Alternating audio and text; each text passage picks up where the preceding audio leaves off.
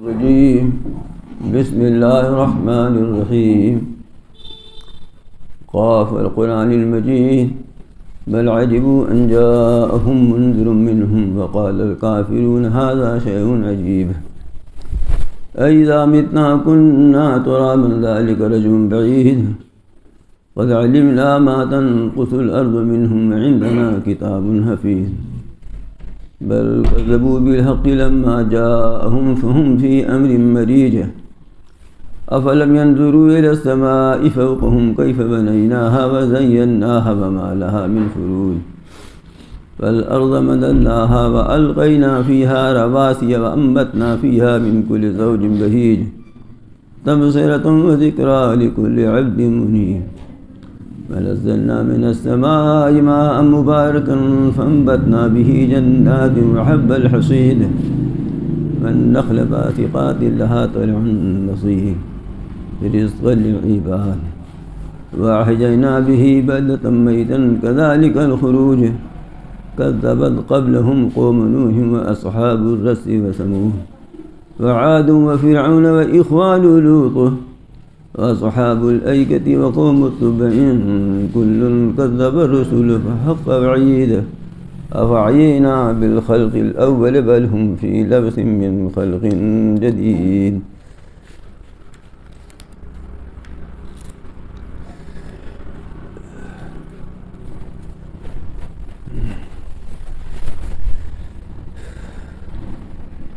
ولقد خلقنا الإنسان ونعلم ما توسوس به نفسه ونحن أقرب إليه من حبل الوريد إذ تلقى المتلقيان عن اليمين وعن الشمال قعيد ما يلفظ من قول إلا لديه رقيب عتيد وجاءت سكرة الموت بالحق ذلك ما كنت منه تحيد ونفخ في الصور ذلك يوم الوعيد وجاءت كل نفس معها سائق وشهيد لقد كنت في غفلة من هذا فكشفنا عنك غطاءك فبصرك اليوم حديد وقال قرينه هذا ما لدي عتيد ألقيا في جهنم كل كفار عنيد مناع للخير معتد مريب الذي جعل مع الله إلها آخر فألقياه في العذاب الشديد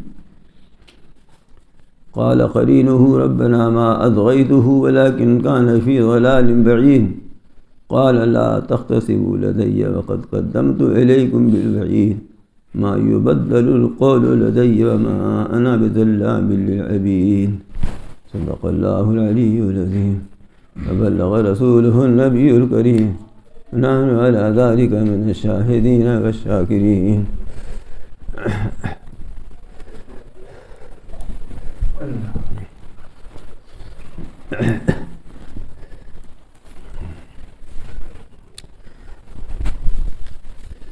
یہ سورہ قاف ہے 26 بارے میں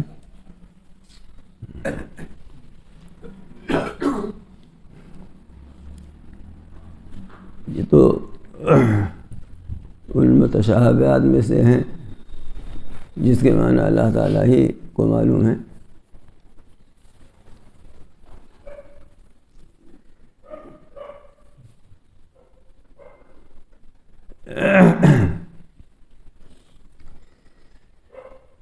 اس صورت میں اللہ تعالیٰ نے حشر و نشر آخرت آدمی کی دوبارہ زندگی اس کو تفصیل سے بیان کیا ہے بہت پرزور انداز میں یہ مکی صورت ہے اور غالباً میں نے ابھی جلدی ہی عرض کیا تھا کہ اب زیادہ تر مکی ہی صورتیں آئیں گی آخر کلام پاک میں اب مکی صورتوں میں زیادہ بیان نہیں توحید رسالت اور آخرت کا ہوتا ہے تو یہ صورت کا مرکزی مضمون جو ہے وہ آخرت ہے حشر و نشر کا بیان حساب کتاب کا بیان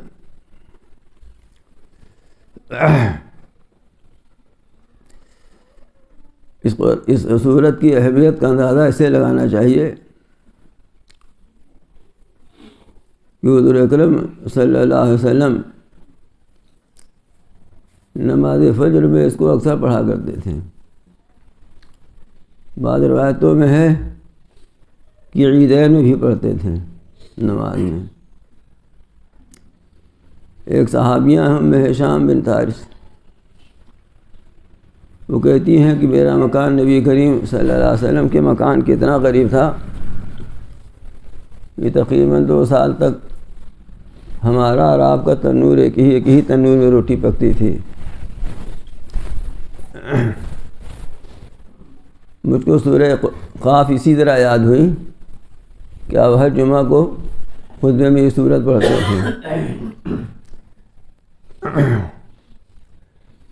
تو مطلب یہ ہے کہ حضور اکرم صلی اللہ علیہ وسلم کو اس سورت کی اہمیت شان کا اتنا خیال تھا کہ نماز میں بھی تلاوت فرما رہے ہیں، خطبے بھی تلاوت فرما رہے ہیں، اور اس کثرت سے فرما رہے ہیں کہ خاتون جو اپنے گھر میں ہیں ان کے گھر آواز پہنچتی ہے تو اس کو وہ ان کو یاد ہو جاتی ہے، یاد آ جاتی ہے. اچھا دیکھیے، وہیں سے ایک بات یہ ذہن میں آئی ابھی کہ زمانے میں عورتوں میں بھی کس قدر اہتمام تھا کہ وہ غور لگا کر سنتی تھیں، غور سے سنتی تھیں کہ کیا آپ پڑھ رہے ہیں، کیا فرما رہے ہیں. تبھی تو صورت یاد ہو گئی نا.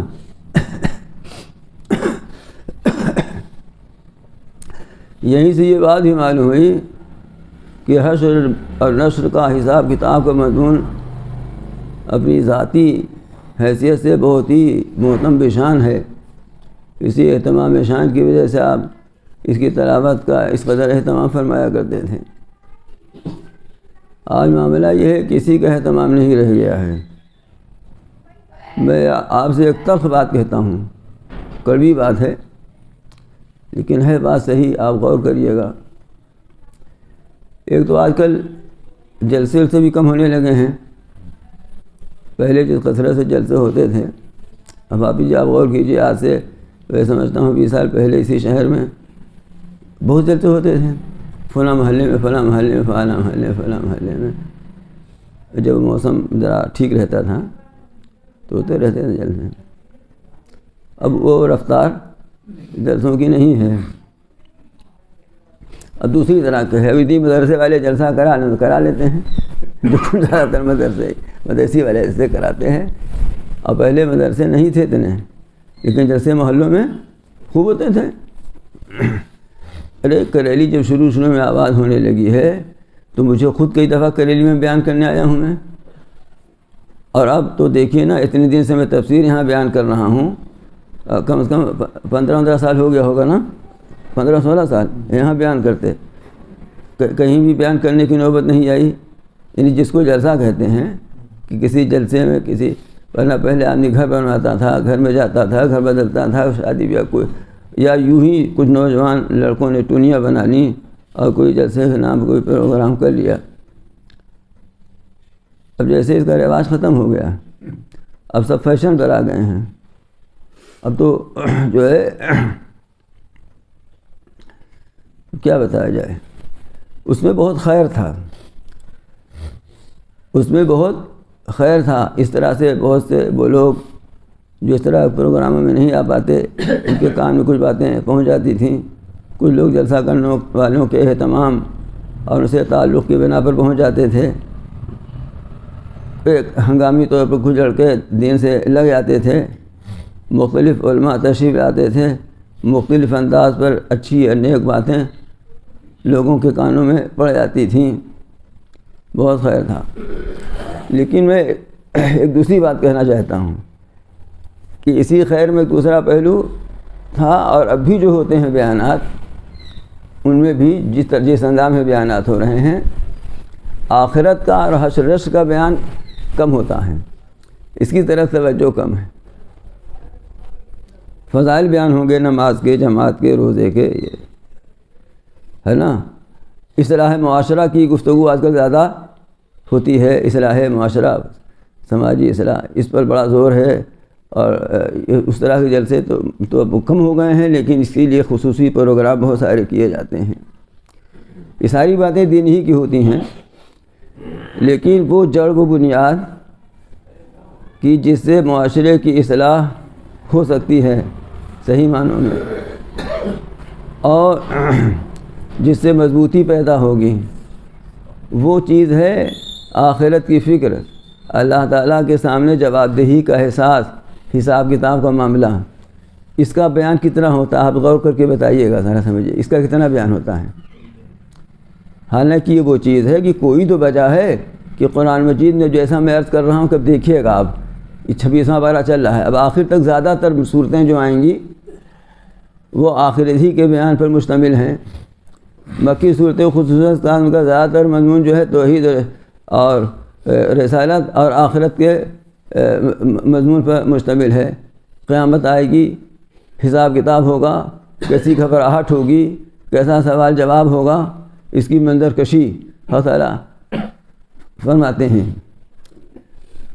تو یہ چیز خود ہمارے درمیان سے اٹھ گئی، اس کا بیان، اور یہی وہ چیز تھی کہ جس سے اصل میں اصلاح کی تڑپ پیدا ہوتی ہے، اور اپنے اندر اپنی خرابیوں کو درست کرنے کی فکر ہوتی ہے۔ اللہ میں جواب دینا ہے نا، یہ بات پیدا کر دینا کسی کے اندر، یہ بات پیدا ہو جانا اپنے اندر بھی اللہ میں جواب دینا ہے نا، تو یہیں سے اصلاح ہوگی نا۔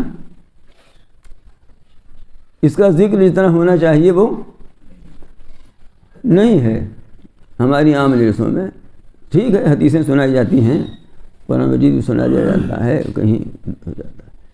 اب یہ درس اس طرح کے جو تفسیری ہوتے ہیں تو ظاہر بات ہے کہ اس میں قرآن مجیدی کے بیان ہوتا ہے تو اس میں تو ہوگا ہی، کیونکہ وہ جو عام بیانات ہمارے ہوتے ہیں اس میں قصے ہوں گے، واقعات بیان کیے، سب کچھ ہوگا، لیکن مرکزی مضمون اس کو قرار دیا جائے کہ اس پر توجہ دی جائے خصوصی، کہ یہ بات ذہن میں بیٹھے کہ اللہ تعالیٰ کے سامنے حساب دینا ہے، جواب دہی کا احساس پیدا کرنا، یہی تو ہے اصل چیز ہے۔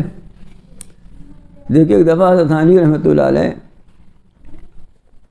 اپنی بالکل نوجوانی میں سہارنپور سے کانپور آ رہے تھے، کانپور میں تک پڑھاتے تھے۔ شروع میں جب فارغ ہوئے تو حضرت کانپور میں پڑھاتے تھے، آ گئے تھے، اساتذہ نے بھیج دیا تھا یہاں۔ تو وہاں گاڑی پر چلے تو کچھ سامان تھا زائد، جتنا ایک آدمی کے پاس ہونا چاہیے اس سے زائد تھا، تو حضرت نے تولوانا چاہا تو ٹی ٹی نے کہا تو لانے کی ضرورت نہیں، چلے ہم تو وہی ہیں، کوئی بات نہیں ہے۔ تو حضرت نے فرمایا کہ وہ آپ کہاں تک رہیں گے؟ تو انہوں نے بتایا کہیں تک رہیں گے۔ تو فرمایا پھر اس کے بعد کیا ہوگا؟ ان کا فرمایا وہاں پر جو ٹی ٹی آئے گا اسے ہم کہہ دیں گے۔ تو فرمایا وہ کہا شاید بتایا لکھنؤ تک رہے، وہ بدل جائے، کہا وہ اس سے کہہ دے گا، پھر آپ کانپور پہنچ جائیں گے۔ تو حضرت فرمایا اس کے بعد، کہا اس کے بعد تو پھر پہنچ ہی جائیں گے ہم۔ کہا نہیں، اس کے بعد ایک اور ہے، اس کے بعد ایک اور ہے، وہاں کون رہے گا؟ یہ احساس جواب دہی کا یہی پیدا کرنا چاہتا ہے قرآن، جو بار بار آخرت کا تذکرہ ہوتا ہے۔ آپ جانتے ہیں کیا ہو رہا ہے؟ یہ احساس نہ ہونے کی وجہ سے یہ ہو رہا ہے کہ آج لوگ اور کون لوگ جو جاہل جپٹ ہیں، وہ تو جاہل جپٹ ہیں، وہ تو باتیں جانتے نہیں ہیں۔ پڑھے لکھے لوگ شرک میں مبتلا ہو رہے ہیں، کھلے ہوئے شرک میں، اور کہتے ہیں سمجھوتا کیے بغیر کام نہ چلے گا۔ ہے نا بات؟ کہتے ہیں بغیر سمجھوتا کیے بغیر کام نہ چلے گا، اور شرک میں مبتلا ہو رہے ہیں۔ حالانکہ انبیاء کرام نے اور آخر میں خود نبی کریم صلی اللہ علیہ وسلم، جن کی سیرت ہمارے لیے سب کچھ ہے، اسی سے نہیں سمجھوتا کیا۔ باقی ہر سمجھوتے پر راضی تھے، باقی ہر سمجھوتے پر راضی تھے، اتنا راضی تھے کہ صلح حدیبیہ میں آپ واپس چلے گئے، دوسرے سال آ کر کے عمرہ کیا، لیکن اس پر سمجھوتا نہیں کیا کہ ہمارے ان کو جو ہے ان کی تردید کرنا چھوڑ دو، اور کچھ آپ آ جائیے ادھر، کچھ ہم ادھر آ جائیں۔ تو آپ نے کیا فرمایا تھا کہ ایک ہاتھ میں سورج ایک ہاتھ میں چاند رکھ دو تو بھی یہ نہیں ہو سکتا۔ اور آج مسلمانوں کے لیڈر بھی بنے ہیں، مسلمانوں کے قائد بھی ہیں، اور چاہتے یہ ہیں کہ ہمیں سب سے بڑے مسلمان و مومن سمجھے جائیں، اور حالت یہ ہے کہ اسی سے سمجھوتا کرنا چاہتے ہیں. کھلے ہوئے شرک میں لوگ مبتلا ہو رہے ہیں. بہت نازک وقت آ گیا ہے ایمان بچانے کے لیے. سنیے، ایمان ایسی چیز ہے کہ بڑی مضبوط ہے لیکن بہت نازک اور بہت حساس ہے. ایک سفید کپڑا ہے، صاف بالکل سفید برق، اور بہت مضبوط کپڑا ہے، یہ پھٹے گا نہیں. لیکن اتنا سفید اور برق ہے کہ مکھی بیٹھ جائے تو دھبا لگنے لگتا ہے اس کا. مکھی بیٹھنے کا دھبا آ جاتا ہے اس پر. کیوں؟ اسے کہ صاف و شفاف ہے نا. تو عقیدہ توحید ایسی صاف و شفاف ہے کہ اس پر شرک کی مکھی بھی اگر بیٹھ جائے تو دھبا پڑ جائے گا. اور لوگ اس حساس اور نازک موضوع کو سمجھتے نہیں ہیں کہ ایمان خطرے میں ہے. ہنسی مذاق میں بھی توحید رخصت ہو سکتی ہے، ایمان چلا جا سکتا ہے. سنیے، ہنسی مذاق میں نکاح ہو جاتا ہے. کونوں ہنسی مذاق میں بیٹھے بیٹھے نکاح کر لے کہ ہم نے شادی کیا تو انہیں کو قبول کیا تو ہو جائے گا، بشرطے کہ دو گواہ رہیں اور نکاح کا موقع ہو. مطلب ایسا نہ ہو کہ کسی کی بیوی کسی سے کہتے تھوڑا نکاح ہو جائے گا. مطلب نکاح کا محل بھی ہو تب نا، ہے نا. اور ہنسی مذاق میں طلاق ہو جاتی ہے. لاکھوں روپیہ خرچ کر کے شادی بیاہ کیا، ہنسی میں طلاق دے دیا. طلاق ہو جاتی نہیں ہو جاتی؟ مسئلہ یہی ہے نا. تو ہنسی میں ایمان نہیں چلا جائے گا. ہاں، ہنسی میں ایمان نہیں چلا جائے گا. لوگ اس کو ہنسی کی بات سمجھتے ہیں، اور یہ اتنا نازک اور حساس معاملہ ہے. میں کچھ سمجھ کے آج یہ بات کہہ رہا ہوں آپ لوگوں سے.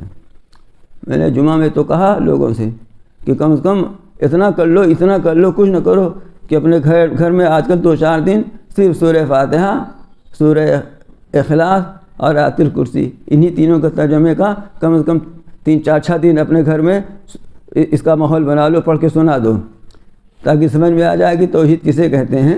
یہ بھی سمجھ میں آئے گا کیا کرنے سے توحید پر دھبا پڑ جائے گا اور ایمان رخصت ہو جائے گا. خیر، بات کہیں سے کہیں چلی جاتی ہے. فرماتے ہیں قاف، اس کے معنی تو اللہ ہی کو معلوم ہے. ہم جو کچھ مراد ہے اللہ تعالیٰ کی اس پر ایمان رکھتے ہیں.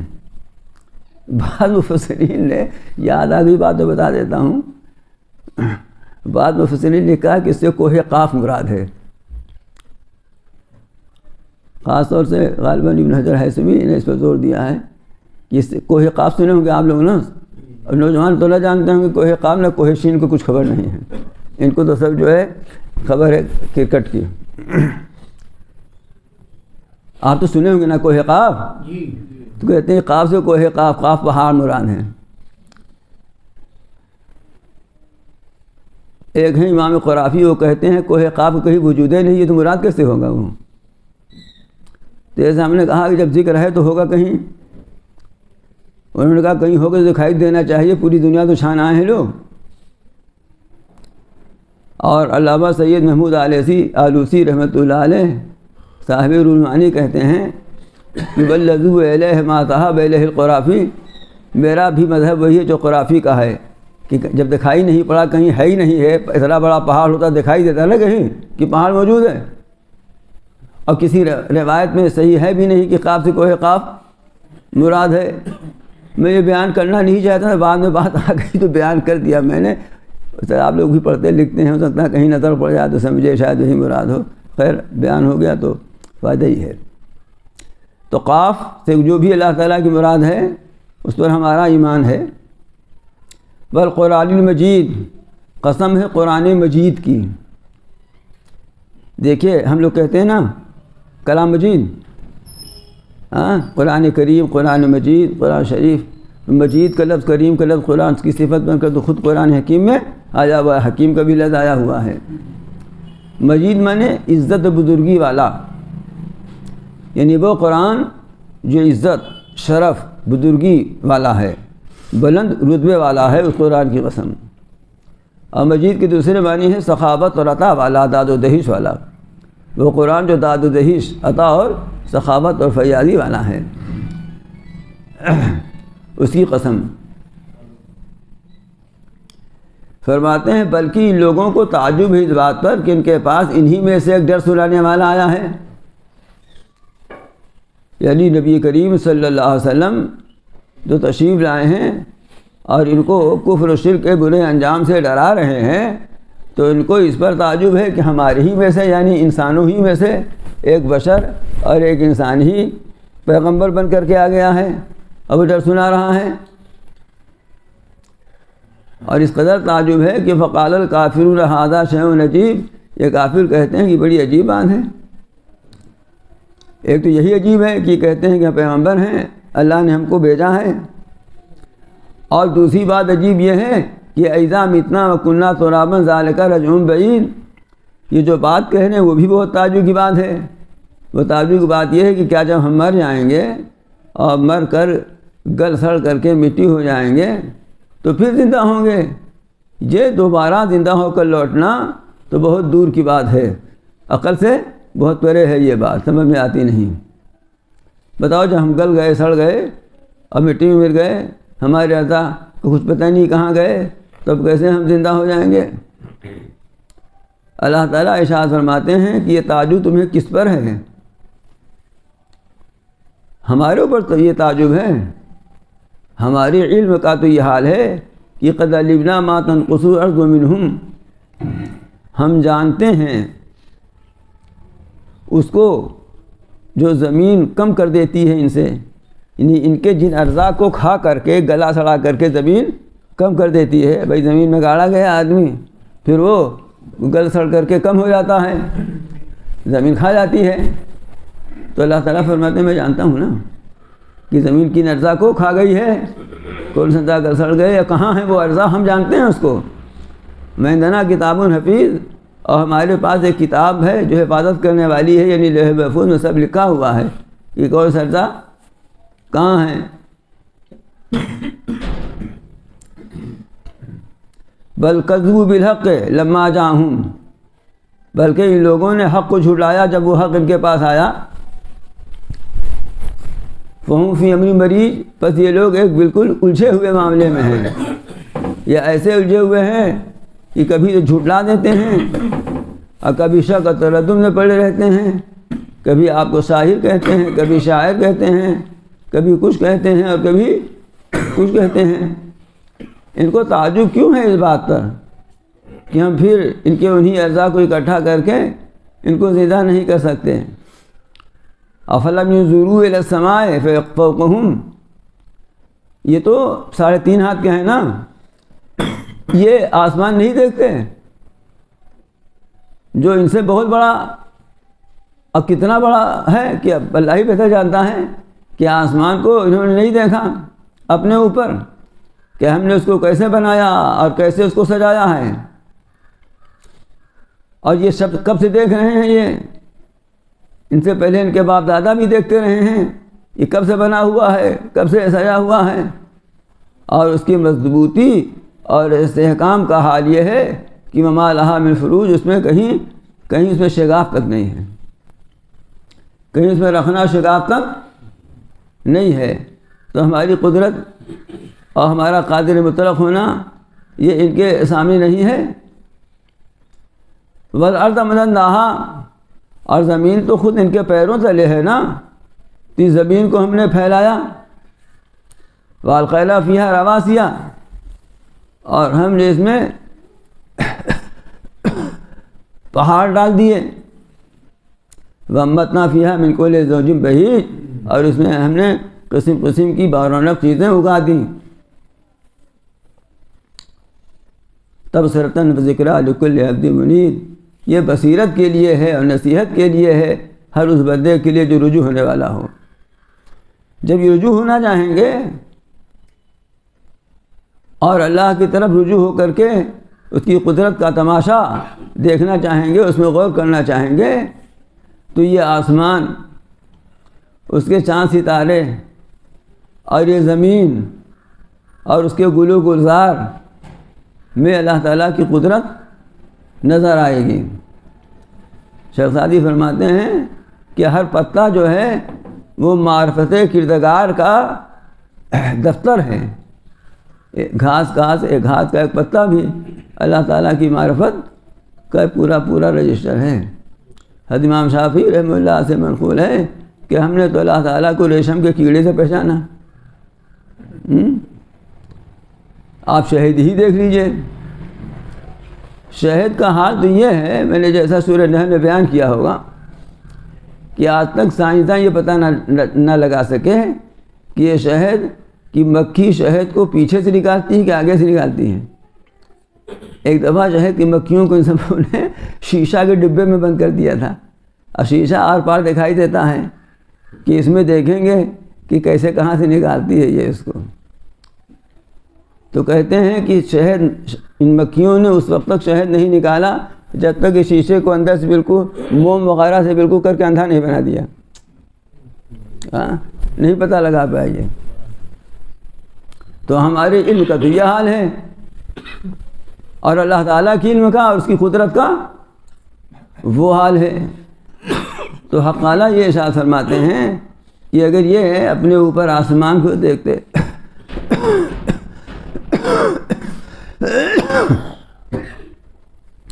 اور نیچے زمین کو دیکھتے، اس کے پھل پھلواریوں کو دیکھتے، اس میں جو کچھ پیدائش ہوتی ہے اس کو دیکھتے، تو ان کے بصیرت حاصل کرنے کے لیے، ان کی نصیحت حاصل کرنے کے لیے کافی تھا.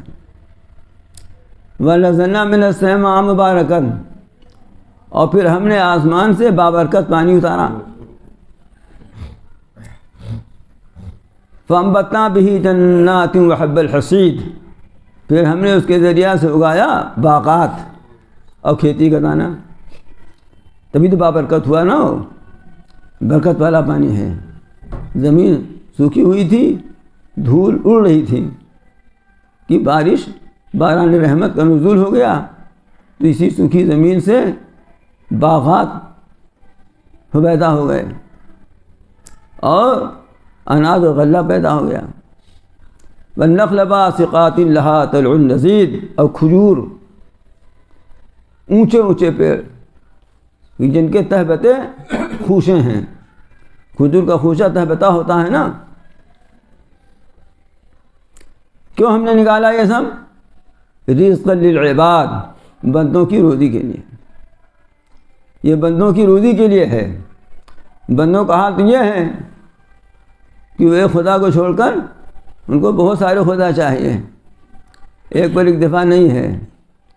اور لیکن اللہ تعالیٰ کا حال یہ ہے کہ ایسے بندوں پہ بھی اتنے شفیع و مہربان ہیں کہ ان کے کھانے کے لیے بھی پانی برسا رہے ہیں، اور اس پانی کے ذریعے سے زمین کے اندر طرح طرح کا رزق ان کے لیے فراہم کر رہے ہیں. وَأَحْيَيْنَا بِهِ بَلْدَةً مَيْتًا، اور ہم نے اس کے ذریعہ مردہ شہر کو زندہ کر دیا. یہ تو شہر زمین مردہ ہو چکی تھی، سوکھ گئی تھی، ہریالی ختم ہو گئی تھی، لیکن اس پانی کے ذریعے ہم نے اس کو پھر سرد و شاداب کر دیا. دیکھو جیسے یہ دیکھ رہے ہو نا، یہ دھول اڑ رہی تھی، سرد و شاداب ہو گئی زمین.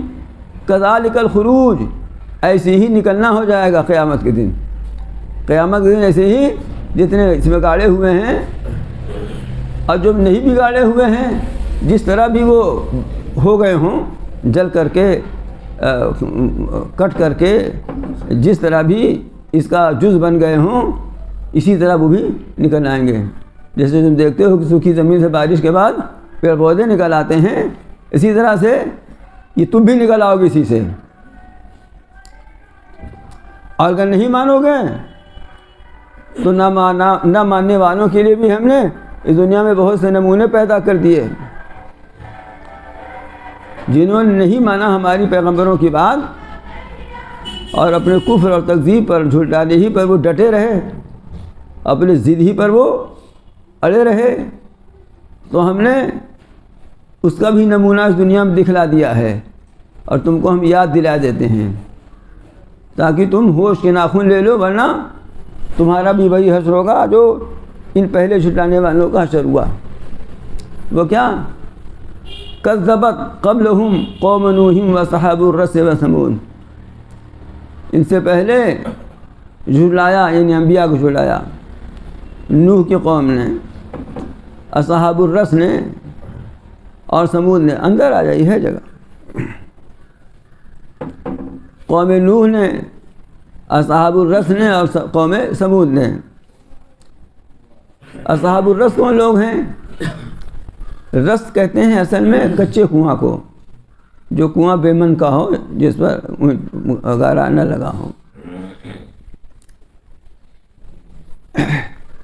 ان کی کوئی تفسیر قرآن مجید میں نہیں آئی ہوئی ہے کہ کون تھے اور کہاں تھے، لیکن بعض مفسرین نے لکھا ہے کہ قوم سمود پر جب عذاب آیا تھا تو اس وقت جو اہل ایمان تھے وہ بچ گئے تھے، تو وہ جا کر کے ایک جگہ آباد ہو گئے تھے جہاں کچا کنواں تھا ایک۔ اصل میں پانی کی تو بہت ضرورت ہوتی ہے، بغیر پانی کی تو کوئی آبادی ہو نہیں سکتی۔ تو اس کنویں کے پاس لوگ جا کر آباد ہو گئے تھے۔ یہ سب اہل ایمان تھے، کیونکہ پھر رفتہ رفتہ رفتہ رفتہ ان کے اندر بھی شرک پیدا ہو گیا، مشرکانہ اطوار ان کے اندر بھی آ گئے۔ ایسی ہوتا ہے، ایسی ہوتا ہے۔ اس لیے ہر ایک کو چاہیے کہ اپنے بھر پوری کوشش کرے کہ اپنے گھرانے کو درست رکھے۔ کہ ان لوگوں نے کوشش نہ کی ہوگی، ایک نسل نے کوشش کی، اس میں کچھ فسادی نکل گئے، پھر دوسری نے کوشش کی، اس پہ کچھ اور بڑھ گئے، اسی طرح بڑھتے بڑھتے معاملہ بڑھ جاتا ہے۔ آج ہی کل دیکھ لیجیے، بات بہت دیندار گھرانے ہیں، اسی میں کوئی ایک نکل گیا شرارتیں، پھر معلوم ہوا اس کے اثر سے اور متاثر ہو گئے، پھر اور متاثر ہو گئے۔ تو اس کنویں کے پاس جا کر یہ لوگ آباد ہو گئے تھے۔ پھر ان کی جب آبادی بڑھی، کچھ نسلیں گزری، تو ان کے اندر بھی شرک پیدا ہو گیا، اور انہوں نے اپنے نبی کو جھلایا اور ان کے اوپر بہت ظلم کیا، تو ان پر بھی عذاب آیا۔ اور قوم سمود کا واقعہ آپ بہت تفصیل سے سن ہی چکے ہیں، اور قوم عاد یہ بھی واقعہ تفصیل سن چکے ہیں، اور فرعون یہ بھی آپ تفصیل سن چکے ہیں، اور قوم لوط ان کا بھی سن چکے ہیں آپ۔ وہ صحابولے کہتے ہو جنگل والے۔ یہ جنگل والے کون ہیں؟ زیادہ مشہور یہی ہے کہ حضرت شعیب علیہ السلام کی قوم تھی، وہی شعیب علیہ السلام جن کے صاحبزادی سے حضرت موسیٰ علیہ السلام کا نکاح ہوا تھا۔ تو یہ قوم ایسی جگہ آباد تھی جہاں قریب میں بہت بڑا جنگل تھا، بن تھا۔ وہ قوم تبع، اور تبع کی قوم، تبع کا بھی قرآن مجید میں 2 جگہ، ایک یہاں آیا، پیچھے آ چکا ابھی جلدی ہی، وہاں میں نے اس کی تفصیل بیان کی تھی۔ ارشاد فرماتے ہیں کل کذب الرسول فحاق وعید، ان میں سے ہر ایک نے رسولوں کو جھٹلایا، بس میری دھمکی سچ ہو کر رہی۔ یعنی ہمارے پیغمبروں نے جن کو دھمکی دی تھی کہ اگر تم نے جھٹلانے کا وتیرہ نہ چھوڑا اور رائے حق پر نہ آئے تو اللہ کا عذاب آ کر رہے گا، جب یہی مانے تو یہ دھمکی پوری ہو کر کے رہی۔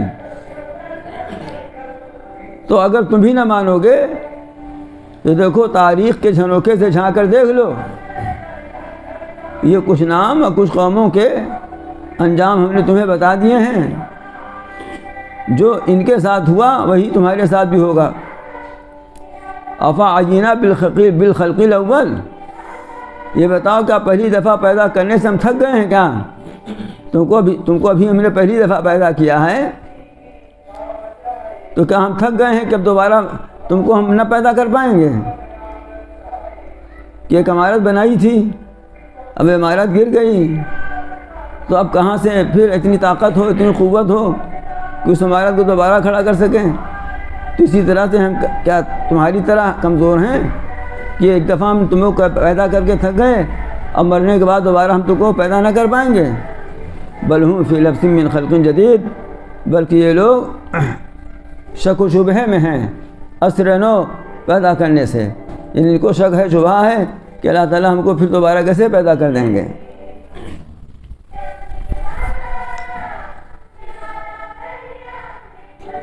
وَلَقَدْ خَلَقْنَا الْإِنسَانَ وَنَعْلَمُ مَا تُوَسْوِسُ بِهِ نَفْسُهُ وَنَحْنُ أَقْرَبُ إِلَيْهِ مِنْ حَبْلِ الْوَرِيدِ، ہم نے انسان کو پیدا کیا اور جو کچھ اس کے جی میں آتا ہے وہ سب ہم جانتے ہیں۔ اور آگے ارشاد فرماتے ہیں کہ ہم اس کی شہ رگ، اس کی رگ گردن سے بھی زیادہ قریب ہیں۔ مطلب یہ ہے کہ انسان اپنے بارے میں جتنا نہیں جانتا، ہم اس سے زیادہ اس کے بارے میں جانتے ہیں۔ ایک انسان خود اپنے بارے میں جو کچھ نہیں جانتا ہم وہ بھی اس کے بارے میں جانتے ہیں۔ ارے بھئی اگر ہر آدمی جانتا کہ ہم اپنے بارے میں تو یہ جانچ کیوں ہوتی کہ دیکھیے کیا ہے، شوگر بڑھا ہے کہ بی پی بڑھی ہے، کینسر ہوا ہے کہ تھائرائیڈ ہے۔ یہ جانچ جو اسی لیے ہوتی ہے نا کہ آدمی خود نہیں جانتا کہ ہمارے اندر کیا ہے، کون سی بیماری ہے۔ بخار لگ رہا ہے کتنا ہے، تھرمامیٹر لگا کے دیکھو۔ تو اگر آدمی اپنے بارے میں جانتا تو یہ سب کیوں ہوتا؟ یہ تو وہ معمولی باتیں ہیں جو ہر آدمی سمجھ سکتا ہے۔ باقی یہ کہ شام کو ہمارے ساتھ کیا ہوگا، شام کو ہماری مصروفیات کیا ہوں گی، پروگرام سارا طے ہے، لیکن کوئی ضروری نہیں ہے کہ وہ پروگرام ہم انجام دے سکیں۔ پروگرام فیل ہو جاتے ہیں۔ بڑے بڑے پروگرام جو منظم ہوتے ہیں اور بڑے سرکاری اہتمامات کے ساتھ ہوتے ہیں وہ انجام نہیں پاتے۔ معلوم ہوا کہ نہیں جانتا تھا یہ کہ انجام نہ پائے گا، کچھ ہم کو دوسری مصروفیت پیش آ جائے گی۔ اللہ تعالیٰ فرماتے ہیں ہم جانتے ہیں، تم نہیں جانتے، ہم جانتے ہیں۔ تو ہم نے انسان کو پیدا کیا اور اس کے جی میں جو کچھ آتا ہے وہ ہم جانتے ہیں، اور ہم اس کی رگے گردن سے بھی زیادہ قریب ہیں کہ اپنی ہی چیزیں جو وہ نہیں جانتا وہ بھی ہم جانتے ہیں۔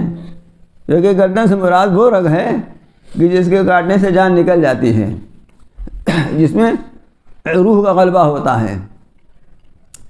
جبکہ دو لینے والے لیں گے داہنے سے اور بائیں سے اور بیٹھے ہوئے ہیں، اور کوئی بات نہیں بولتا ہے وہ مگر یہ کہ اس کے پاس ایک نگراں تیار بیٹھا ہے۔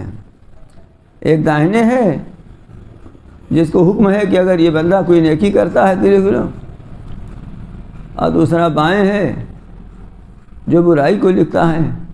یہ دو بیٹھے ہوئے ہیں اور آدمی کوئی بات نہیں بولتا مگر یہ کہ نگراں بیٹھا ہوا ہے، وہ لکھنے کے لیے تیار ہے۔ دیکھیں آج کل ایک چیز چل گئی ہے نا کہ فون ٹیپ ہوتا ہے نا۔ تمام ابھی کا ہنگامہ پارلیمنٹ غائنہ بھی ہوا، تمام خیرات میں آیا کہ کتنے بڑے بڑے لوگوں کو فون ٹیپ ہو رہے ہیں، نہ ہونا چاہیے، صحیح ہو یا غلط اس سے بحث نہیں ہے، لیکن یہ پتہ چلا فون ٹیپ ہو جاتا ہے نا۔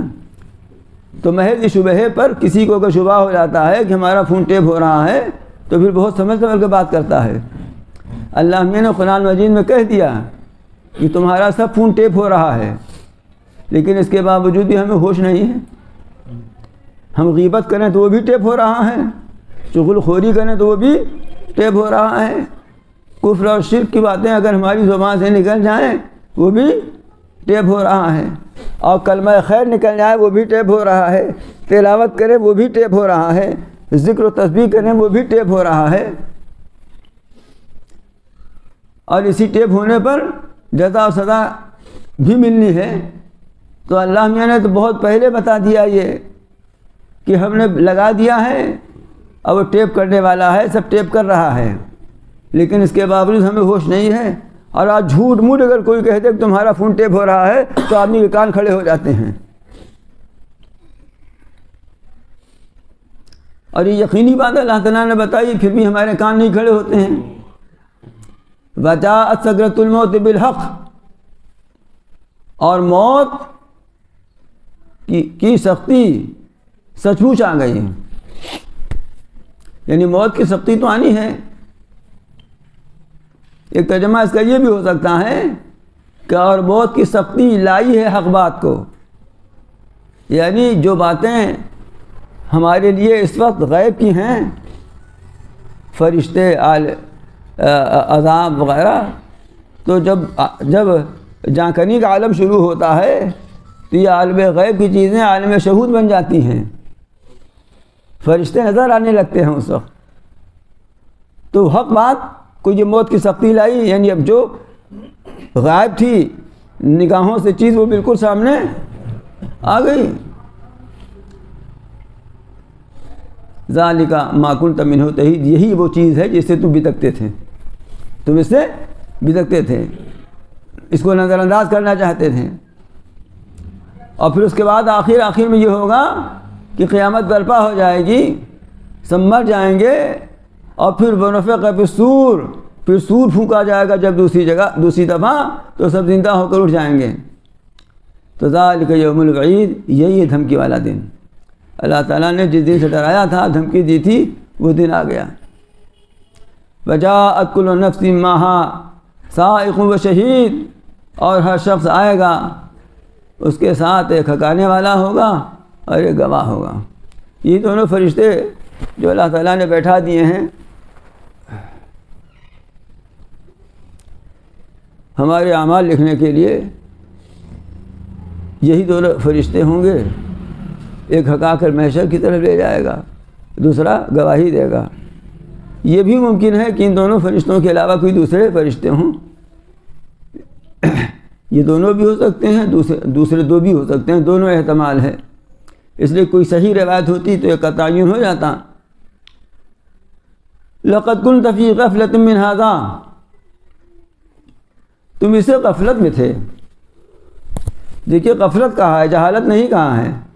اس لیے جب اللہ میاں نے اپنے پیغمبروں کے ذریعہ بتا دیا، اس کی اطلاع دے دی، تب جہالت تو رہ نہیں گئی۔ تم سن کر کے انسنے بنے ہوئے ہو، تم جان کر کے انجان بنے ہوئے ہو، تو یہ تمہاری غفلت کا نتیجہ ہے۔ اس لیے ارشاد فرماتے ہیں لقد كنت في غفلة من هذا، تم اسے غفلت میں تھے۔ وَكَشَفْنَا عَنْكَ غِطَاءَكَ فَبَصَرُكَ الْيَوْمَ حَدِيدٌ، تو ہم نے تم سے تمہارا پردہ ہٹا دیا ہے، آج تمہاری نظر تیز ہو گئی ہے۔ جس چیز سے غفلت میں تھے سب تمہیں نظر آنے لگی ہے، سب دیکھ رہے ہو تم۔ وقال قرينه هذا ما لدي عتيد، اور اس کا ساتھی کہے گا کہ یہ ہے وہ جو میرے پاس تیار ہے۔ القیا فی جہنم کل کفار عنید، حکم ہوگا ان دونوں کو، فرشتوں کو، کہ ڈال دو تم دونوں جہنم میں ہر انکار کرنے والے، کفر کرنے والے کو، اور دشمن کو، ضدی کو، جو حق سے دشمنی اور ضد کرتا ہے۔ مناع للخیر، اور خیر سے روکنے والے کو، معتدن مریبن، اور حد سے تجاوز کرنے والے کو، اور شک میں ڈالنے والے کو۔ دیکھیے کیا کیا صفتیں بتائی ہیں جن کو جہنم میں ڈالنے کا حکم ہے۔ ایک یہ کہ وہ کفر کرتا ہے، دوسری یہ کہ عداوت اور ضد رکھتا ہے اہل حق اور اہل حق سے، وہ ضد اور عداوت رکھتا ہے کس سے؟ حق سے اور اہل حق سے۔ اور تیسرے یہ کہ خیر کا روکنے والا ہے، مناع للخیر، خیر سے روکتا ہے۔ دیکھیے اس بات کو بہت یاد رکھیے، کسی خیر کے کام سے بالکل روکنا نہ چاہیے کسی بھی انداز میں۔ اور خیر کا کام وہ ہے جو شریعت کے خلاف نہ ہو سکتا ہے کہ کوئی کام خیر کے لگے لیکن وہ شریعت کے خلاف ہو، تو پھر وہ صورتاً خیر ہے، حقیقتاً خیر نہیں ہے، اسے تو روکنا ہی چاہیے۔ تو کسی بھی خیر کے کام سے مانع نہ بننا چاہیے آدمی کو، خیر سے روکنے والا نہیں بننا چاہیے۔ اس میں بھی بعض اوقات ہم سے بڑی کوتاہیاں ہو جاتی ہیں، بعض اوقات بڑی کوتاہیاں ہو جاتی ہیں۔ مثلا کوئی کسی کا ارادہ ہوا کہیں پر کچھ دینے لینے کا، اب وہ جگہ ایسی نہیں ہے کہ گناہ والی جگہ ہو یا اس کا گناہ میں استعمال ہو، اور وہاں محض اپنی شرارت نفس سے یا کسی اور جگہ کے ارادے سے روک دیا، تو یہ مناع للخیر بن سکتا ہے۔ یہ میں نے ایک مثال دی ہے۔ اس لیے اس طرح کی چیزوں سے آدمی کو احتیاط کرنا چاہیے اور بچنا چاہیے۔ دیکھیے یہ مانگنے والے جو آتے ہیں دروازوں پر پہنچ جاتے ہیں، گاڑی روکی آپ نے چوراہے پر، پہنچ گئے، مانگنے والے ہاتھ پھیلا دیا۔ فقہا نے لکھا ہے کہ پیشہ ور مانگنے والوں کو نہ دینا چاہیے، اس لیے نہ دینا چاہیے کہ ان کے پاس ہوتا ہے، اس لیے ان کو نہیں دینا چاہیے۔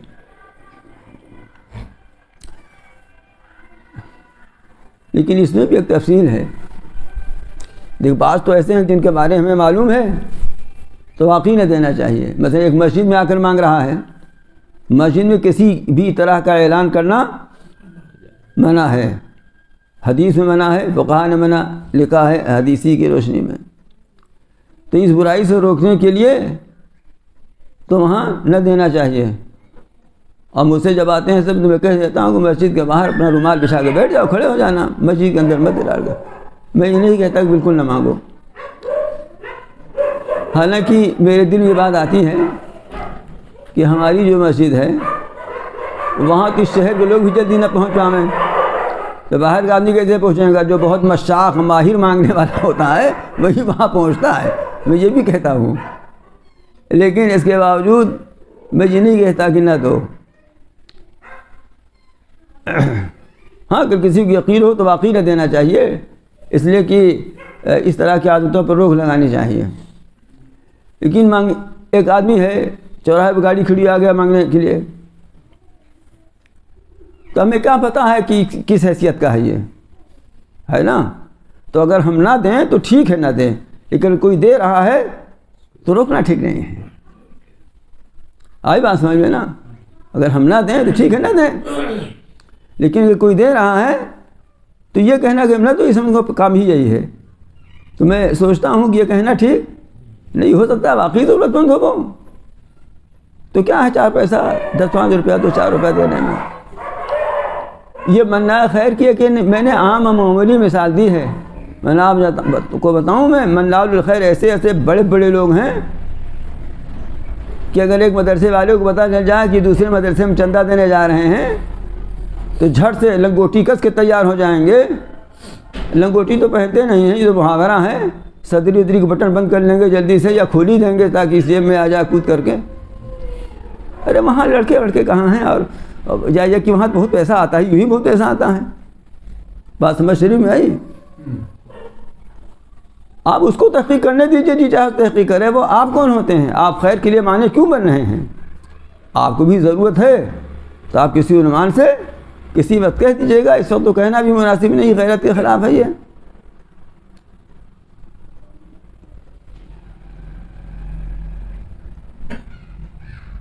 تو ایک تو کافر، پھر اس کے اندر ایسی سرکشی کہ حق اور اہل حق سے دشمنی اور عداوت اور ضد، تیسرے ایک منع للخیر ہے، خیر سے روکنے والا، بھلائی کے کاموں سے روکنے والا ہے۔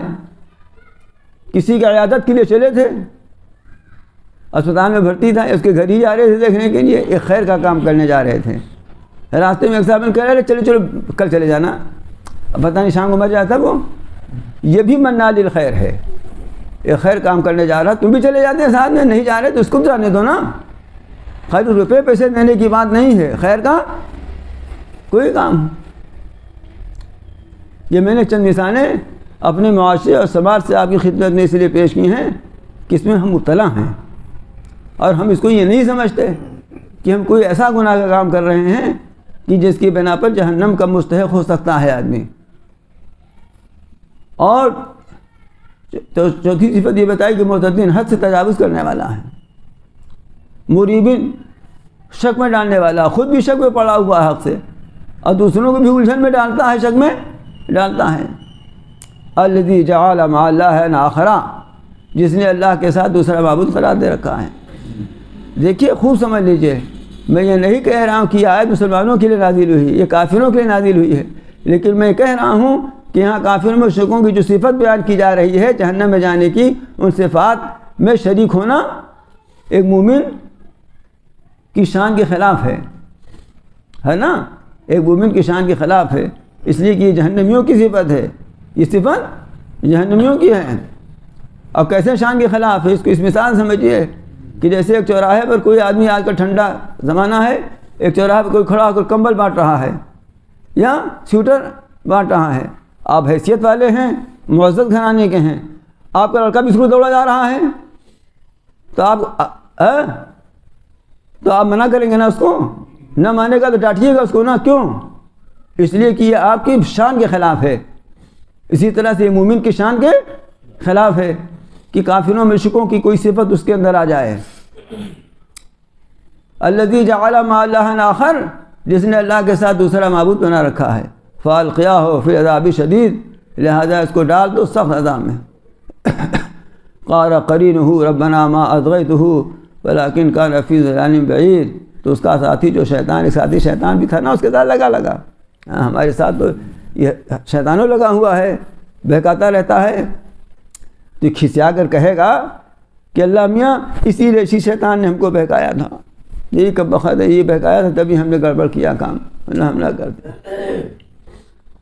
تو وہ شیطان کہے گا ہمارے رب، ہم نے اس کو نہیں سرکش بنایا، ہم نے اس کو نہیں بہکایا تھا، ہم نے تو اتنے اس کو بس ایسی کچھ باتیں بتائی تھیں، پھسلایا تھا اس کو، ہم نے اپنی طرف اس کو رغبت دلائی تھی، ہم نے کوئی ہاتھ پکڑ زبردستی اس کو تھوڑے لے گیا تھا میں وہاں، لیکن کان فی ضلال بعید، لیکن یہ تو بڑی دور کی گمراہی میں خود ہی پڑا ہوا تھا، کیا ہم اس کا ہاتھ پکڑ کے لے گئے تھے کیا؟ تو دونوں وہاں، یہ شیطان اور یہ شیطان کے مرید، یہ دونوں وہاں اللہ میاں کے سامنے شروع سے جھگڑنے لگیں گے۔ حق تعالیٰ ارشاد فرمائیں گے لا تختصموا لدی، اب میرے پاس بحث حجت مت کرو، جھگڑا مت کرو، وقد قدمت الیکم بالوعید، میں نے تو تم کو پہلے ہی دھمکی تمہارے پاس بھیج دی تھی، پہلے ہی آگاہ کر دیا تھا تم کو ہم نے، اب یہاں لڑنے جھگڑنے سے کیا فائدہ ہے؟ اب تو تمہارے لیے جو دھمکی بھیجی گئی تھی، جو فیصلہ کیا گیا تھا، وہ میرا حرف آخر تھا، اما یبدل القول لدی وما انا بظلام للعبید، اور میرے پاس بات بدلی نہیں جاتی، جو ایک بات کہہ دی تھی وہ کہہ دی، اور میں کس بندوں پر ظلم کرنے والا نہیں ہوں، جس نے جتنا کیا ہے، تم نے جو کچھ کیا ہے، جتنا کیا ہے اسی کی سزا تمہیں ملے گی، اپنی طرف سے کچھ بھی اضافہ اس میں نہیں کروں گا۔ اب سنیے جہنم میں ڈالے جائیں گے، تو جہنم کا اس وقت کیا رویہ، کیا طرز ہوگا، اس کو انشاءاللہ اگر زندہ رہے تو آئندہ ہفتے اللہ کرے کہ یہ سب باتیں ہماری سمجھ میں آ جائیں۔ اللہ تعالیٰ نے اس صورت میں یہ بات، جو یہ منظر پیش کیا ہے، اور رسول اللہ علیہ وسلم کو اس کا اتنا اہتمام تھا کہ عیدین کی نماز میں اور جمعہ کے خطبے میں اور فجر کی نماز میں اس کو تلاوت کیا کرتے تھے، تو کوئی تو وجہ تھی نا کہ اس مضمون کو ہمیشہ اپنے پیش نظر رکھنا چاہیے۔ اللہ تعالیٰ ہمیں ہمارے اندر آخرت کی فکر پیدا فرما دیں، حساب کتاب اور اپنے سامنے جواب دہی کا صحیح احساس وغیرہ پیدا فرما دیں، اس لیے کہ یہی چیز اخلاق کی درستگی اور ایمان کے کامل بنانے والی ہے۔ ربنا آتنا فی الدنیا حسنۃ وفی الآخرۃ حسنۃ وقنا عذاب النار، ربنا اننا آمنا فاغفر لنا ذنوبنا وقنا عذاب النار، ربنا هب لنا من ازواجنا ذرياتنا قرة اعین واجعلنا للمتقین اماما، ربنا ظلمنا انفسنا وان لم تغفر لنا وترحمنا لنكونن من الخاسرین، اللهم انا نسألك العفو والعافية في الدنيا والآخرة، اللهم انا نسألك العفو والعافية في ديننا ودنيانا واهلنا ومالنا، اللهم استر عوراتنا وآمن روعاتنا، اللهم انا نجعلك في نحورهم ونعوذ بك من شرورهم، اللهم انا نجعلك في نحورهم ونعوذ بك من شرورهم، اللهم انا نجعلك في نحورهم ونعوذ بك من شرورهم، اللهم لا تسلط علينا من لا يرحمنا، اللهم لا تسلط علينا من لا يرحمنا، اللهم لا تسلط علينا من لا يرحمنا،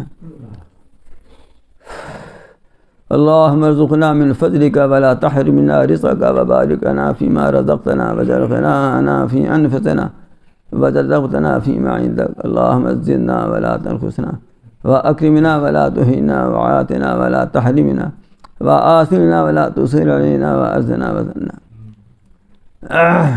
اللهم لا تدع لنا ذنبا إلا غفرته، ولا هما إلا فرجته، ولا دينا إلا قضيته، ولا حاجة من حوائج الدنيا والآخرة إلا قضيتها يا أرحم الراحمين، اللهم حسن عاقبتنا في الأمور كلها، وأجرنا من خزي الدنيا وعذاب الآخرة، اللهم افتح لنا أبواب رحمتك وسهل لنا أبواب رزقك، اللهم أعنا على ذكرك وشكرك وحسن عبادتك، يا حي يا قيوم برحمتك نستغيث اصلح لنا شأننا كله، يا حي يا قيوم برحمتك نستغيث اصلح لنا شأننا كله، يا حي يا قيوم برحمتك نستغيث اصلح لنا شأننا كله، يا ذا الجلال والإكرام، يا ذا الجلال والإكرام، يا ذا الجلال والإكرام، ربنا تقبل منا إنك أنت السميع العليم، وصلى الله تعالى على خلقه محمد وآله وصحبه أجمعين برحمتك يا أرحم الراحمين.